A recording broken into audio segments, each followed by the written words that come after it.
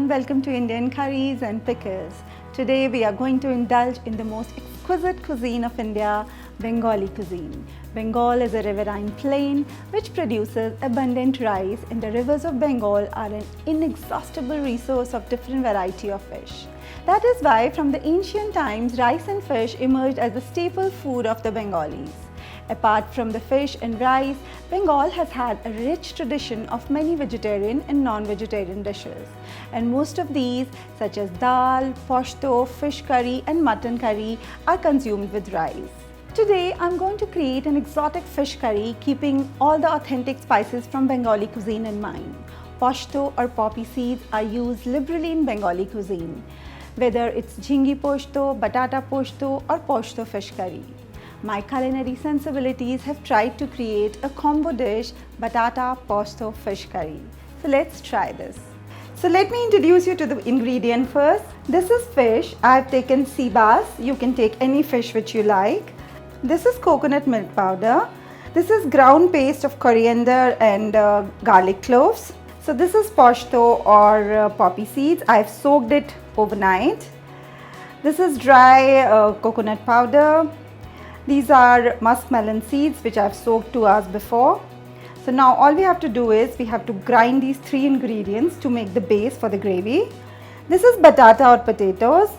These are garlic cloves. These are few slices of lemons. These are green peppercorns. These are dry green chilies. These are dry red whole chilies. I'm using so many different kind of dry chilies because I'm not going to add any cayenne or any red chili powder. So we are only going to use whole chilies in this. This is fresh coriander and this is coconut milk. So preferably you should marinate your fish like say 2 hours before. I'm going to add this ground coriander and garlic mixture into this. And then I'm going to add this coconut milk powder. I'm going to add some green chilies, dry green chilies, some salt, mix it well, and leave it for 2 hours. Now in the pan we will add some mustard oil. Meanwhile, I'll make fine paste out of these 3 ingredients.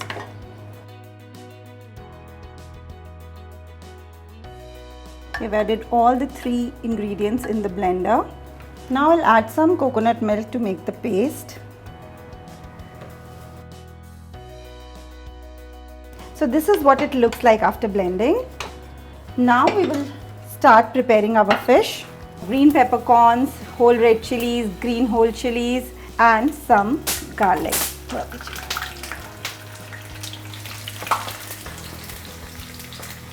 We'll take out some chilies for garnishing. Rest keep in the pan. Now we will slowly roast our fish.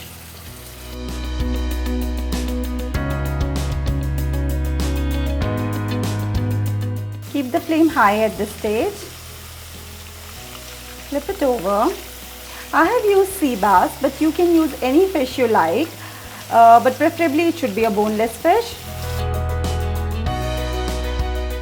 When the fish is half done, you can add your potatoes or batata. Keep the flame high and let it cook for another 5 minutes. So now fish is almost done. I'll take out fish. Keep the batata inside the pan. Let it cook for a while and then turn golden brown. And mind it, I have boiled these potatoes earlier. These are not raw potatoes, these are boiled potatoes. Now keep the potatoes aside and add the mixture, poppy seed mixture or poshto mixture in the oil.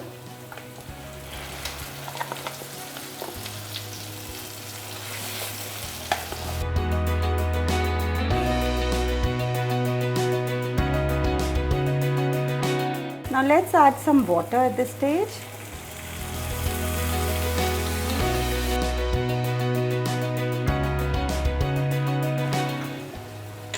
Now we'll add some salt. And if you have noticed, we haven't added any turmeric or any red chilies in this dish. The gravy will turn out to be white, pale white color.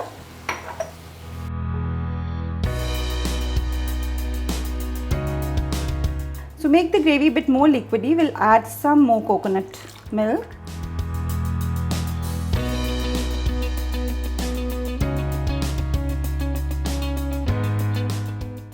Now for the plating, we will take gravy with few pieces of batata.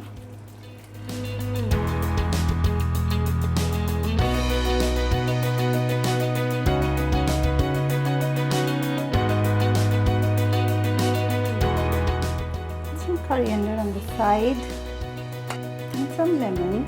You can sprinkle some more green peppercorn on the top. So friends, my batata posto fish curry is ready.